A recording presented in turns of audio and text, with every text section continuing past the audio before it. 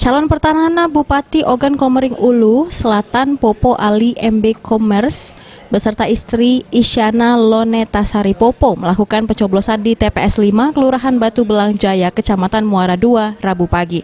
Proses pencoblosan sendiri dilakukan dengan mengikuti standar protokol kesehatan. Popo Ali bersama istri mengunjungi tempat pemungutan suara dengan menggunakan pakaian putih. Di Oku Selatan terdapat 259.301 mata pilih. Oku Selatan sendiri hanya memiliki satu pasangan calon saja, yakni pasangan calon petahana Popo Ali Solihen Abu Basir. Untuk menjaga Kamtibmas tetap kondusif dan pilkada berlangsung dengan aman dan tertib, serta partisipasi masyarakat sesuai dengan target yang ditetapkan, menyelenggarakan pesta demokrasi rakyat, pihak KPU mengharapkan partisipasi dari semua pihak dan lapisan masyarakat. Tim Liputan, PAL TV.